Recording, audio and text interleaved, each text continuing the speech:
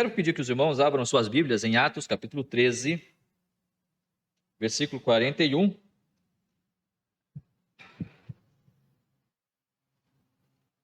É um texto pequeno, mas a partir desse texto nós vamos caminhar para outras considerações, percebendo o contexto no qual ele está inserido, e assim buscarmos entender e compreender aquilo que Deus quer falar aos nossos corações. A palavra do Senhor vai nos dizer assim: vede, ó desprezadores, maravilhai-vos e desvanecei, porque eu realizo em vossos dias obra tal, que não crereis se alguém vô-la contar.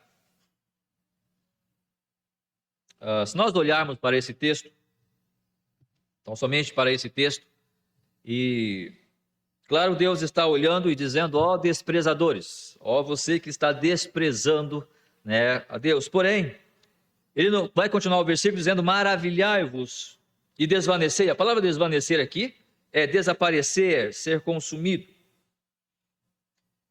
Então até aqui me parece uma palavra um pouco dura, mas a partir dessa parte, então, Paulo fala ali: porque eu realizo em vossos dias obra tal, que não crereis se alguém vô-la contar. Opa! Então ele diz: maravilhai-vos, eu vou fazer obras tais que você não vai crer quando alguém contar para você o que eu estou para fazer. Domingo passado eu falei sobre maravilhas, quando a gente começa a ouvir alguém dizendo: olha, Deus vai fazer maravilhas na sua vida esta noite. Se essa maravilha for nós reconhecermos Cristo como Senhor e Salvador das nossas vidas, e constantemente estarmos dedicando-nos a Ele, se essa for a maravilha, amém por isso. Por mais que as coisas não estejam indo ou caminhando como eu pensei, mas se eu sou um salvo em Cristo Jesus, essa é toda a maravilha que eu preciso ter e preciso obter para a minha vida. Quando nós começamos a ouvir alguma coisa do tipo que Deus vai fazer grandes maravilhas esta noite, Deus vai fazer grandes maravilhas nesta manhã na sua vida, você fica esperando essa maravilha. E mesmo que não aconteça essa maravilha, você diz que aconteceu alguma maravilha, sabe por quê? Porque você não quer dar o braço a torcer que perdeu o tempo ali, não é? Ouvindo aquela pessoa. Então, não, Deus fez maravilhas. O que foi? Não sei, foi tremendo. Não é? O que foi? Não sei, aconteceu. Porque afinal de contas eu estive ali e eu quero honrar o meu tempo que eu passei ali. Mas a grande maravilha, irmãos, é estarmos em Cristo Jesus. E por que eu digo isso? Porque nós temos que olhar para esse texto à luz do seu contexto. Quando nós olhamos ou lemos esse texto, se você for um teólogo que está constantemente vivendo do estudo bíblico, provavelmente você vai compreender isso, mas se não, se você tem outros afazeres, se você tem uma família para sustentar, se você tem 8 horas do seu dia para você cumprir de produção ali junto ao seu patrão, à sua empresa, possivelmente você não vai perceber isso, ok? Você não vai conseguir, você vai entender que Paulo está trazendo ali uma palavra àqueles homens. E que palavra é esta? Nós temos que ir até o texto do qual Paulo está se referindo. Paulo aqui está pregando uma palavra à sinagoga. Quando nós olhamos para o versículo 16 do capítulo 13, Paulo, levantando-se e fazendo com a mão sinal de silêncio, disse: varões israelitas, e vós outros que também temeis a Deus, ouvi. Paulo está falando para judeus. E Paulo está aqui na cidade de Antioquia. Ele está pregando na sua primeira viagem missionária, como nós começamos a falar no domingo passado. Paulo inicia, ele é chamado para aquela missão e ele sai. E aqui em Antioquia, ele então começa a pregar naquela cidade, em primeiro lugar, na sinagoga. Está pregando então a judeus. E ele então, depois de tecer os seus comentários, pregar àqueles homens, no versículo 41, então, ele cita um texto do profeta Abacuque, capítulo 1, versículo 5. Nós olhamos para lá. Peço que os irmãos possam abrir Abacuque, capítulo 1, versículo 5. Abacuque é um daqueles livros que nós constantemente não lemos, não abrimos, né? Difícil, e é pequeno também, por isso se torna ainda mais difícil. Se você, Isaías é bem grande, Jeremias também, mas Abacuque é bem pequeno. Então, é um pouco complicado de achar, mas vamos achar. Abacuque, capítulo 1, versículo 5, vai dizer assim: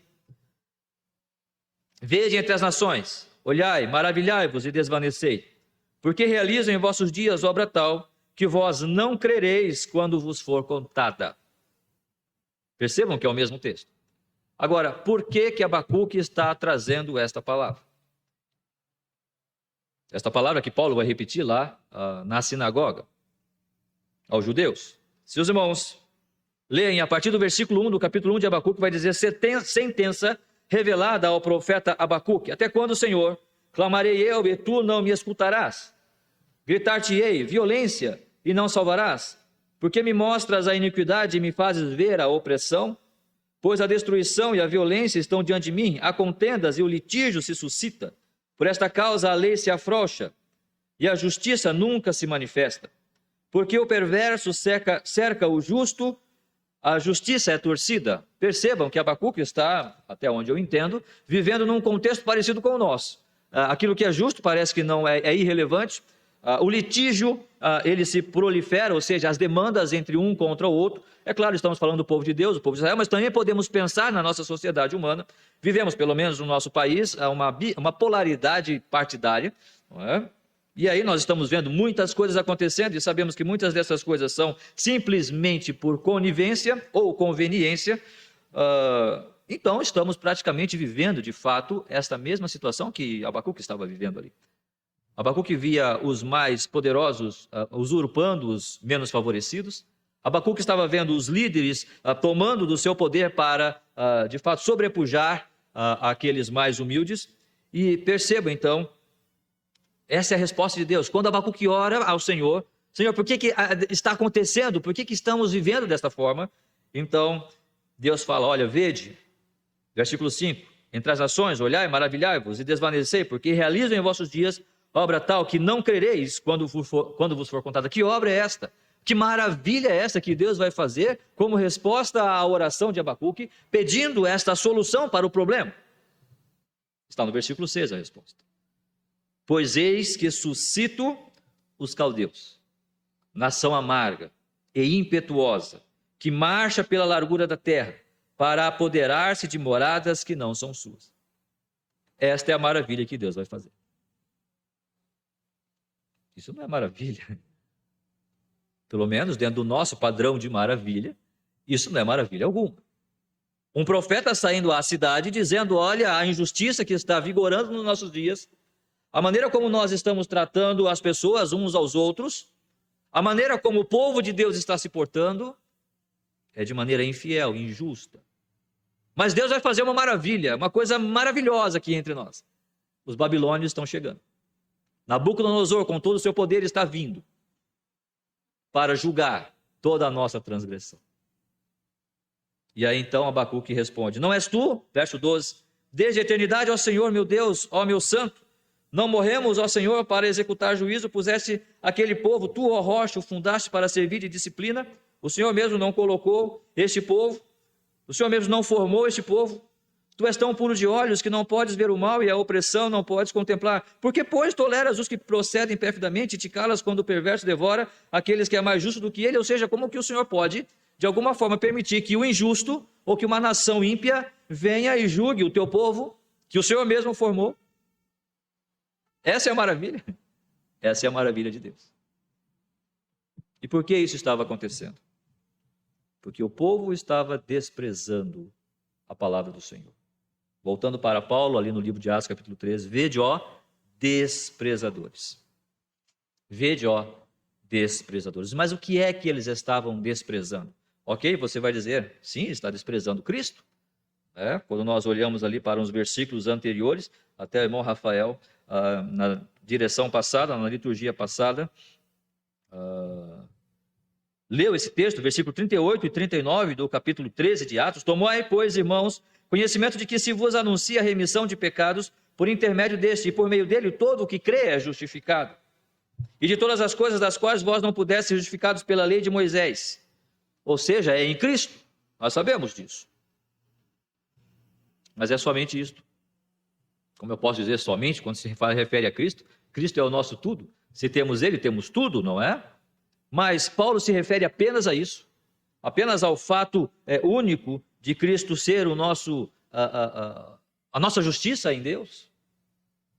Como eu Com toda reverência eu falo isso, né? Como se isso fosse coisa de pouca monta. Não, claro que não. Isso, Jesus é toda a obra, todo o amor de Deus revelado a nós, seres humanos, está em Cristo.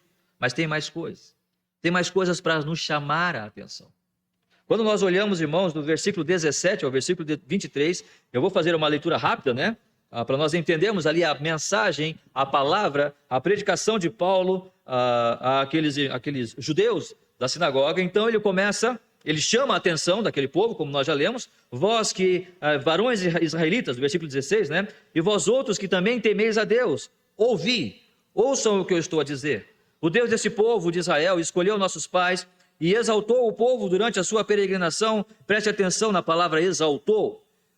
Durante a sua peregrinação na terra do Egito, de onde os tirou com braço poderoso, e suportou-lhes os maus costumes por cerca de 40 anos no deserto, e havendo destruído 7 nações na terra de Canaã, deu-lhes esta terra por herança, vencida cerca de 450 anos. Depois disso lhes deu juízes, até o profeta Samuel. Então eles pediram um rei, e Deus lhes deparou Saul, filho de Quis, da tribo de Benjamim, e isto pelo espaço de 40 anos. E tendo tirado a este, levantou-lhes o rei Davi, do qual também, dando testemunho, disse: achei Davi, filho de Jessé, homem segundo o meu coração, que fará toda a minha vontade. Da descendência deste, conforme a promessa, trouxe Deus a Israel, o Salvador, que é Jesus. Perceba o que Paulo está dizendo ao povo de Israel é o seguinte: olha só o que Deus tem feito a este povo.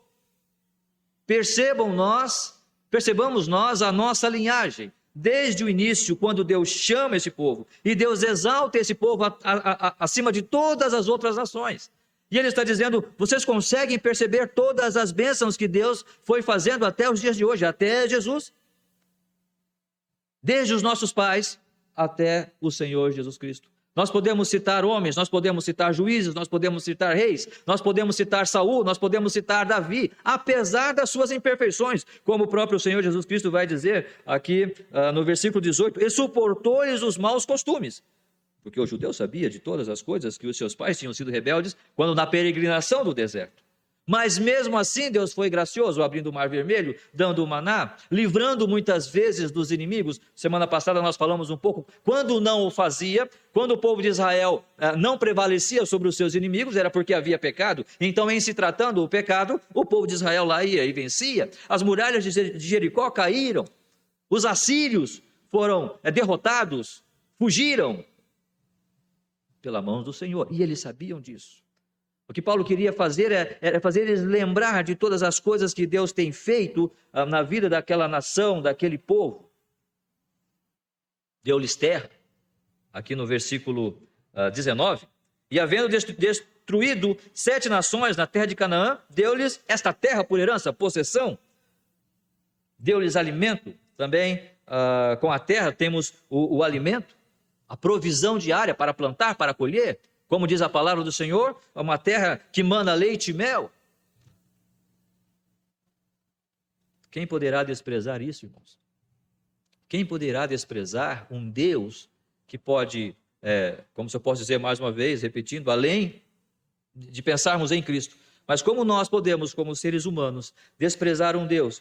Só olhando para o povo de Israel, ver toda essa trajetória e ver Deus protegendo. Se não fosse conosco, se não se relacionasse a nós, se não dissesse respeito a nós, mas só o fato de olharmos para o povo de Israel e vermos todas as coisas que Deus fez, só isso já bastaria para nós dobrarmos os nossos joelhos e dizer: Senhor, muito obrigado pelos teus feitos. Porque através daquele povo que o Senhor constituiu, que o Senhor chamou, que o Senhor formou, o Senhor tem mostrado o seu poder. Mesmo que o Senhor não tenha mostrado isso para todas as outras nações. O nosso Brasil aqui, mesmo que o Senhor não mostre isso para nós, mas o Senhor tem feito através do teu povo de Israel. Mas o fato é que Deus tem feito a nós. Quando Deus fala: eu dei juízes, eu dei reis, eu dei uma linhagem, Ele está falando do fato que, olha, você existe porque eu te dei um pai e uma mãe. Você está aqui porque alguém colocou você aqui. Você está aqui porque eu gerei alguém para gerar você. Percebe isso? Honra teu pai e tua mãe. Não nos seus erros, é claro, né? Não estamos aqui para apoiar erros de quem quer que seja. Mas o fato é que se eu tenho uma vida hoje para glorificar a Deus, é porque Deus usou alguém para que eu pudesse estar aqui. E querendo ou não, essas pessoas me sustentaram, querendo ou não, essas pessoas me ensinaram, elas me educaram. Eu tenho um pensamento um pouco diferente a respeito, talvez até tenha falado aqui, sobre pais, não é? Honrar pai e mãe. Eu acho que honrar pai e mãe devemos, é bíblico, claro que é. Mas o que é pai e o que é mãe? Então, mas enfim, mesmo com todos os seus erros, suportando-lhes os costumes, nós entendemos que Deus, na sua graça e na sua misericórdia, Ele colocou homens e mulheres para gerarem filhos. E o fato de Ele ter permitido, só o fato de Deus ter permitido que eu exista e eu possa estar aqui hoje, é porque Ele usou aqueles instrumentos para que eu estivesse aqui. Entendem isso? Deus nos deu uma terra onde nós pudéssemos pisar. Deus nos deu esse país, essa porção de terra que nós chamamos de nossa pátria, nossa nação, nosso povo. Nós cantamos o hino nacional brasileiro, talvez deveríamos cantar mais, talvez deveríamos ser mais patriotas, mas Deus nos deu um pedaço de terra onde eu posso trabalhar, e pensar, eu quero comprar um terreno para mim. Poxa, eu quero construir uma casinha para mim. Ou eu quero comprar uma casa pronta para mim. Deus nos deu essa possibilidade. Imagine você ter o seu terreno, a sua casa, e você poder pintar aquela parede da cor que você quer, da cor que te agrada.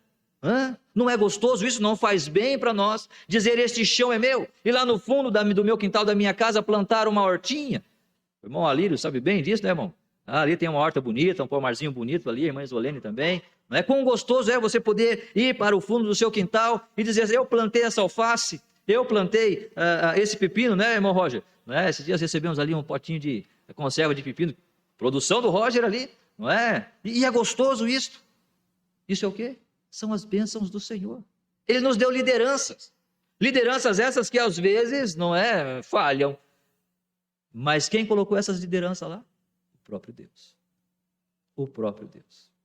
É olharmos não para as coisas que nós fazemos ou que os homens fazem, ou olharmos para as coisas tão somente para os erros, mas suportando os costumes. Faz-me um servo igual a ti, manso e humilde, Senhor, ó, quão difícil é para nós essa luta.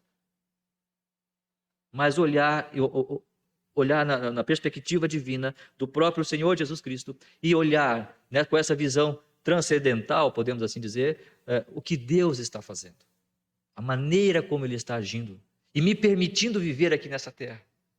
Como tenho dito, ter um pedaço de chão, ter uma casa, isto é uma bênção. Olhamos para Israel hoje, olhemos para a Palestina hoje. Muitas pessoas vivem ali como embaixo de buracos, de destroços e entulhos, porque as suas casas já foram. Nós, brasileiros, temos muito que agradecer ao Senhor por todas as bênçãos que Ele tem nos dado. Deus tem nos sustentado, Deus tem nos dado condições. Se nós olharmos para o capítulo 14, no próprio versículo 16, Atos 14, versos 15 e 16, diz assim: Senhores, por que fazeis isto? Paulo está aqui em Listra, numa cidade grega, e depois que eles curam ali um coxo, as pessoas, os sacerdotes da cidade ali, querem sacrificar a Paulo e Barnabé, não é? Sacrificar animais, entendendo que eles eram deuses. Olha, deuses desceram até nós, né? E olha o que Paulo fala no verso 15, 16 e 17. Senhores, por que fazer isso? Nós também somos homens como vós, sujeitos aos mesmos sentimentos, e vos anunciamos o evangelho para que destas coisas vãs vos convertais ao Deus vivo, que fez o céu, a terra, o mar e tudo o que neles há. Deus fez isso, o qual nas gerações passadas permitiu que todos os povos andassem nos seus próprios caminhos. Mas mesmo assim, veja no versículo 17, contudo, não se deixou ficar sem testemunho de si mesmo, fazendo o bem, dando-vos do céu chuvas e estações frutíferas, enchendo o vosso coração de fartura e de alegria. É Deus quem dá. O problema é que os desprezadores não conseguem ver isso. É Deus quem dá o chão, é Deus quem dá a terra, é Deus quem produz o fruto, é Deus quem nos dá condições para trabalhar, sabedoria para adquirirmos uma casa ou pagarmos um aluguel. É Deus quem faz, porque é Deus quem supre. Quem desprezará isso, irmãos? Quem desprezará tamanhas bênçãos? Quem vai olhar para isso? Não, isso não me serve, eu quero mais, eu quero mais, eu quero mais. Senão a sociedade na qual nós vivemos. Paulo segue. E ele continua a sua preleção àqueles homens, dizendo: havendo João primeiro pregado a todo o povo de Israel, e só um adendo, no versículo 23 ele fala de Jesus, o Salvador. Jesus inicia ali, elenca Jesus como Salvador, sim, mas aqui ainda Jesus está como descendente da linhagem judaica. Mas a partir do versículo 24, então, ele vai dizendo: havendo João primeiro pregado a todo o povo de Israel, antes da manifestação dele, batismo de arrependimento. Mas ao completar João a sua carreira, dizia: não sou quem supondes, mas após mim vem aquele de cujos pés não sou digno de desatar as sandálias.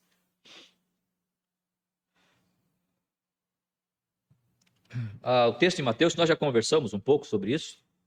O texto de Mateus, capítulo 25, onde Jesus é questionado, porque eu estava nu e me deste de vestir, eu estava com sede e me deste de beber, estava com fome e me deste de comer, estava preso e foste ver-me. E alguém pergunta: mas Senhor, quando é que nós te vestimos, ou te alimentamos, ou te demos de beber, ou te visitamos? Quando vocês fizeram a um desses pequeninos. E ali não se refere à igreja. Nós podemos tecer depois comentários melhores e mais pormenorizados a respeito disso. Mas ali se refere, porque é um texto profético, e fala do tempo da tribulação, e fala exatamente daquelas pessoas que estão naqueles dias pregando o Evangelho. Percebam João Batista. João Batista foi um predecessor do Senhor Jesus Cristo. Ele veio para preparar o caminho do Senhor.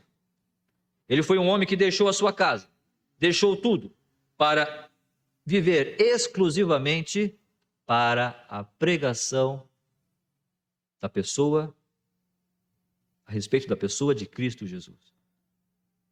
Diz aqui que a sua mensagem era uma mensagem de arrependimento. Fácil, não? Tão fácil que João morreu decapitado.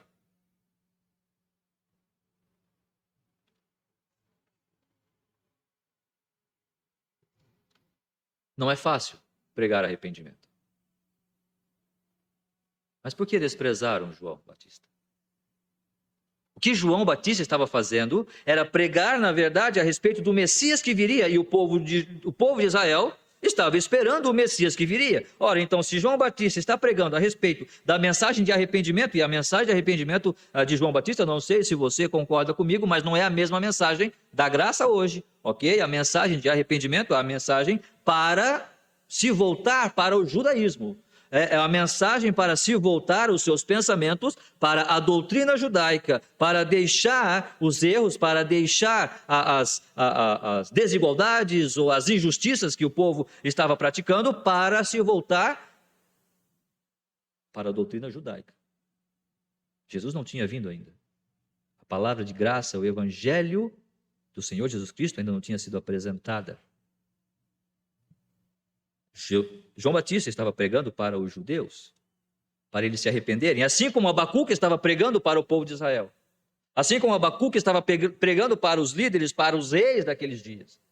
Arrependam-se, é a mesma mensagem, é uma mensagem veterotestamentária. Por que ele foi decapitado?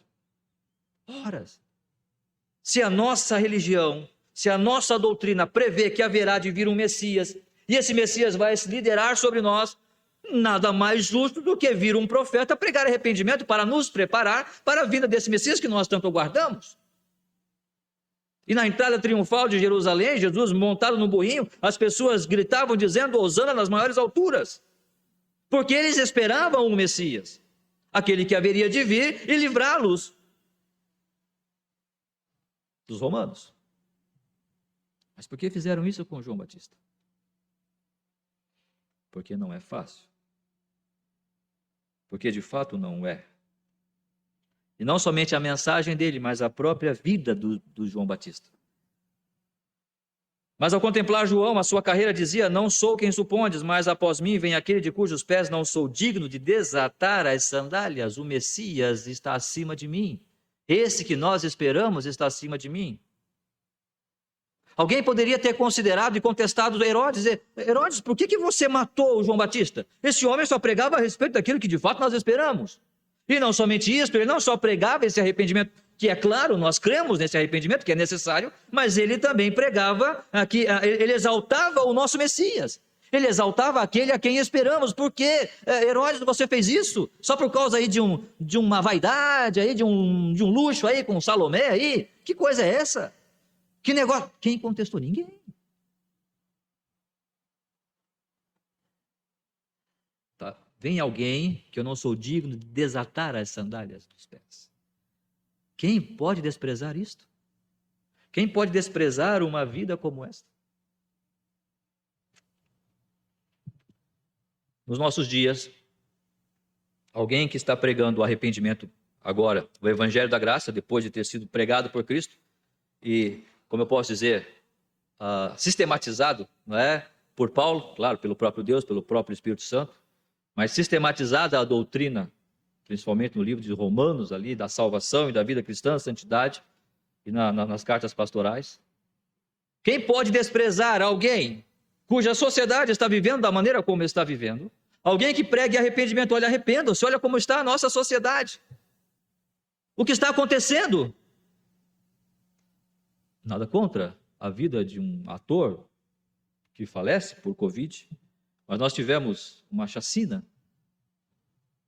aqui na cidade de Saudades, mas a comoção maior foi pelo ator. Independente das suas orientações, independente das suas lutas ou das suas campanhas, a comoção maior foi por um ator. Irmãos, se aquele jovem tivesse entrado na escola e não tivesse conseguido matar ninguém, se ele não tivesse conseguido tirar a vida de ninguém, nem das duas professoras, não é, das funcionárias, e muito menos das 3 crianças, mas só o fato de ele sentar e se programar e se organizar durante 10 meses, só isso já merece uma consternação por parte da sociedade, da mídia como um todo, e dizer o que está acontecendo com os nossos jovens, o que está acontecendo com a nossa sociedade, porque esse rapaz hoje tem 18 anos, amanhã ele terá 25, ele terá filhos e filhas, ele vai ter uma família, talvez com alguém, alguém vai casar com ele, o que ele vai fazer com os seus filhos? Só esse fato, mesmo que ele não tivesse matado ninguém, tirado a vida de ninguém, só isso já merecia da nossa parte e da sociedade como um todo, parar e pensar o que está acontecendo e se arrepender do que estamos fazendo. Vai pregar o Evangelho para você ver. Há outras soluções melhores. Vai pregar arrependimento para essa sociedade. Há soluções melhores e mais eficazes. Um pastor hoje que exalta Cristo, além das palavras, que exalta a pessoa de Cristo, seja na sua vida, ou seja, na orientação que ele procura dar à sua igreja, ao seu povo, ao seu rebanho, às suas ovelhas, possivelmente não será uma pessoa benquista, principalmente nos grandes centros, principalmente nos grandes movimentos, ou nos movimentos mais badalados que por aí estão. Porque o importante é que eu brilhe. Você brilha e eu brilho também. Pastor, você é o cara e eu sou o cara contigo. Hã? Não. Formosos são os pés daqueles que anunciam coisas boas.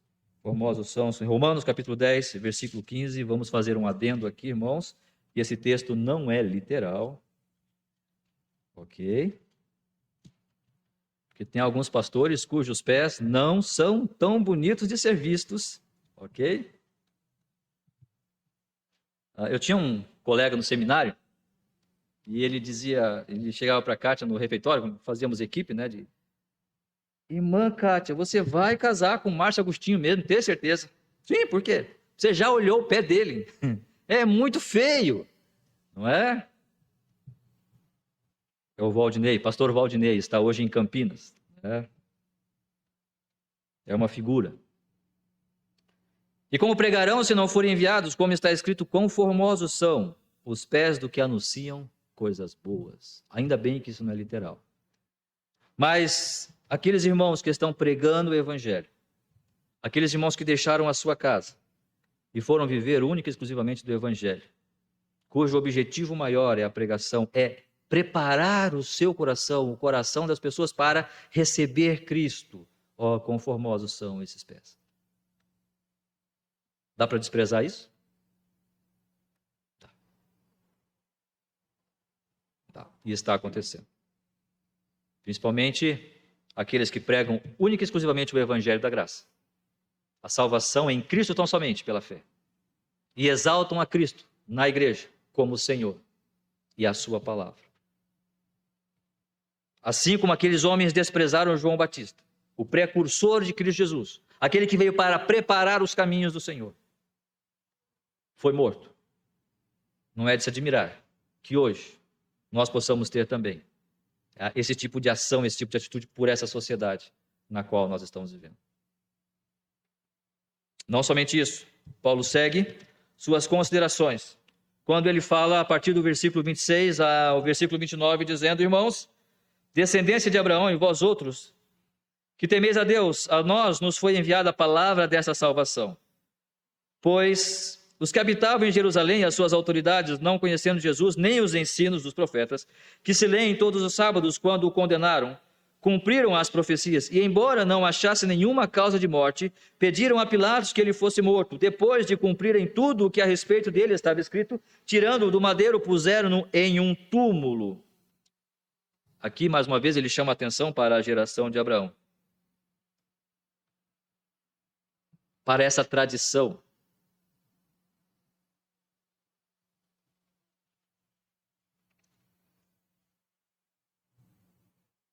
Nós percebemos a profecia sendo cumprida aqui. É uma coisa que a tradição vai preservar. Ele quer ver as tradições sendo cumpridas. O judaísmo, o judeu, ele quer ver, aqueles homens querem ver, e por isso que eles estavam reunidos nas sinagogas. E como diz aqui o texto, todo sábado vocês estão vendo sobre isso. Todo sábado vocês estão lendo, vocês estão aprendendo, vocês estão falando, vocês estão ensinando seus filhos, a sua família. Versículo 27, no final ali, né? Os ensinos dos profetas que se leem todos os sábados aqui. E é por isso que eles estavam ali. Porque era muito importante para eles as profecias. E que elas fossem cumpridas. E eles queriam ver as profecias sendo cumpridas.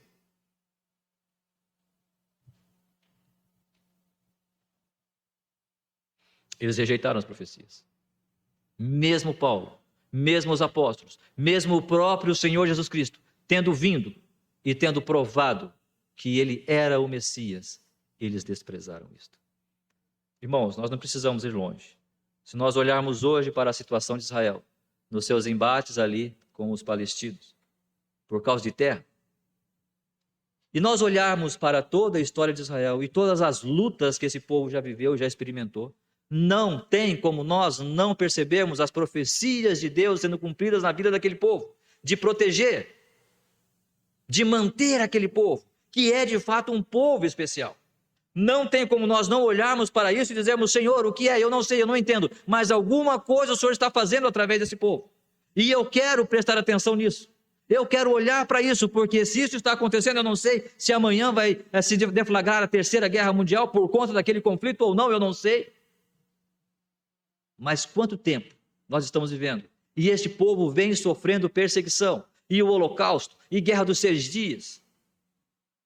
E tantas coisas. Se você olhar para o mapa, Israel é uma coisinha pequena no meio de todas as outras nações, geograficamente falando. Quem pode desprezar tal fato? Quem pode desprezar essas profecias sendo cumpridas e a proteção de Deus a este povo mesmo nos dias de hoje? Não estamos mais falando da história passada, não estamos mais falando de coisas há séculos e milênios atrás, estamos falando de hoje. Quem pode não olhar para a situação que o mundo está vivendo hoje e não contemplar a glória de Deus, a maravilha do Senhor, o poder de Deus, e dizer: Senhor, muito obrigado, porque Tu és um Deus real, e o Senhor se mostra nesse povo, e nesses conflitos todos que eles vivem, mas ainda hoje, eles permanecem. Em 14 de maio de 1948, Israel volta a ser uma nação, e mesmo assim eles não pararam de sofrer as perseguições. Quem pode olhar para isto e não se comover? Quem pode olhar para isto e desprezar? As pessoas estão desprezando. Sabe por quê? Porque você olha na mídia e Israel bombardeia Gaza. Israel bombardeia Gaza. Israel mata não sei quantos, inclusive crianças. Israel bombardeia Gaza. E eles mostram os palestinos bombardeando, mas ali embaixo a inscrição é: Israel bombardeia Gaza, ou os palestinos. É muito claro isso. É muito claro o fato de que as nações estão contra Israel. Só não dizimaram, só não aniquilaram essa nação, porque Deus não permitiu. Só não vê isto quem não quer ver, quem quer desprezar.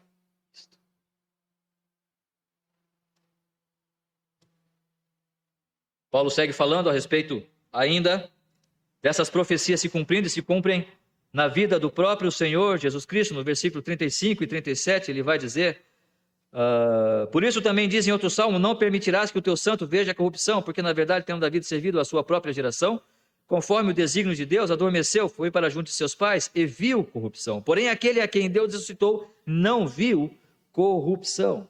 Está falando do Cordeiro sem mácula. No versículo 28, voltando um pouco então, e embora não achassem nenhuma causa de morte, pediram a Pilatos que ele fosse morto. Depois de cumprirem tudo o que a respeito dele estava escrito, tirando do madeiro, puseram em um túmulo. Percebam, não havia nada para justificar a morte de Cristo.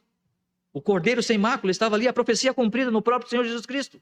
Não há nada que se possa fazer para dizer: não, Cristo fez isso. Não, Cristo realmente casou com Maria. Não, Cristo, ele tinha só uma patotinha com ele. Não, Jesus nunca fez isso. Jesus curou ali os mais abastados, o da elite ali, mas os pobres ele nem olhou. Não. Nunca se procurou. Na história já se procurou. Filmes já foram feitos mostrando que Jesus como homossexual, Jesus com um caso com Maria Madalena. Mas tudo isso aí cai no descrédito, porque Deus mesmo mantém a sua palavra e a própria visão de Cristo como o Santo de Deus, o próprio Deus encarnado, que veio a este mundo para viver nessa terra sem pecado. Quem pode desprezar tal fato? A sociedade na qual vivemos despreza. Oxalá nós, Igreja de Cristo, não estejamos fazendo o mesmo.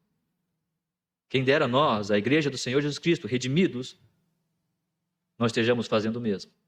Por algum motivo estarmos seguindo nesta onda. Mas quero crer que nós, a começar por mim, estamos olhando para Cristo, o meu Redentor, o meu Salvador, puro, santo, imaculado.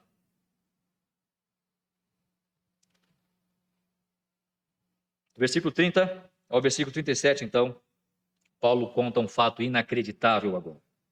E agora talvez aqueles homens vão: opa, peraí, até agora você estava falando de coisas palpáveis, não é? Mas agora eu já não sei mais. Versículo 30, mas Deus o ressuscitou dentre os mortos.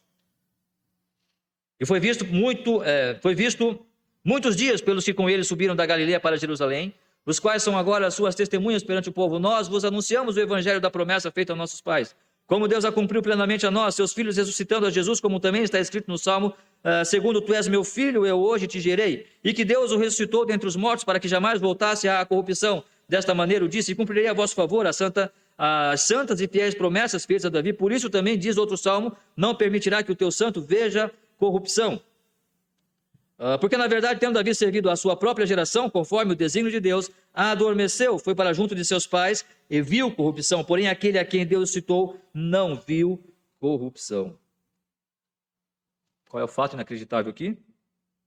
Cristo ressuscita. Mas não pelo seu próprio poder, pelo poder de Deus. Pelo fato de ele ser imaculado, Cristo ressuscita. Só Deus pode fazer isso. E havia testemunhas, percebam aqui, versículo 31, e foi visto muitos dias pelos que com ele subiram da Galileia para Jerusalém, os quais são agora as suas testemunhas perante o povo. Está aqui.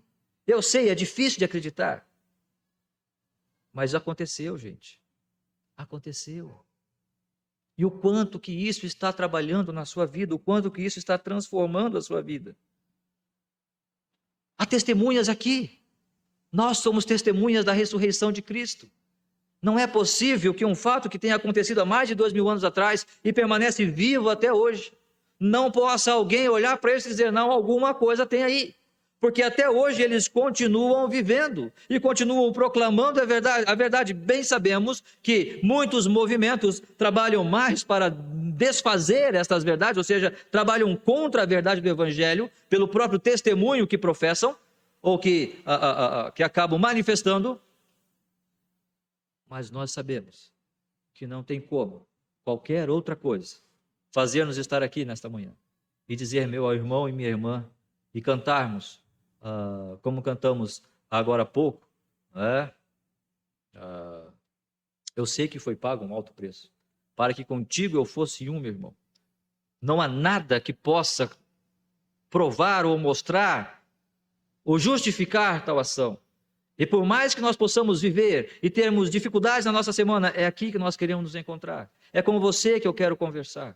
Porque eu sei que nós vamos falar a mesma língua, nós vamos professar a Cristo, nós vamos adorar a Deus, mas não porque simplesmente eu entendi alguma verdade, não, porque o poder de Deus em Cristo, tendo ressuscitado Ele, e Paulo vai dizer em Romanos, se com a tua boca confessares a Jesus como Senhor, e em teu coração creres que Deus o ressuscitou dos mortos, serás salvo. É mediante esta fé de que Jesus está vivo hoje, Ele está aqui comigo, está aqui com você, está entre nós aqui, é esta fé que nos faz viver isso aqui. Quem pode desprezar isto? Quem pode desprezar tais evidências? Há quem despreze. Há quem despreze. Versículo 33. Tu és o meu filho, eu hoje te gerei.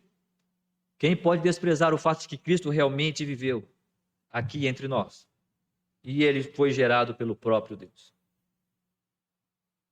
No Natal, eu sei o sentido do Natal. Nós cantamos, né, o hino, o coro. Nas estrelas vejo a sua mão. Eu sei o sentido do Natal, pois na história tem o seu lugar. Qualquer outro homem pode ser esquecido. Talvez naquela sociedade, talvez naquela cultura, naqueles costumes, aquela religião. Cristo não. Sendo aceito ou sendo desprezado. Não tem uma comunidade que não conheça a Cristo. Aquele que iniciou o cristianismo, o predecessor do cristianismo. Quem pode negar tal fato? De que Deus mesmo realizou este milagre. Aos que desprezam. Aos que desprezam. E Paulo vai dizer, escuta, Davi morreu.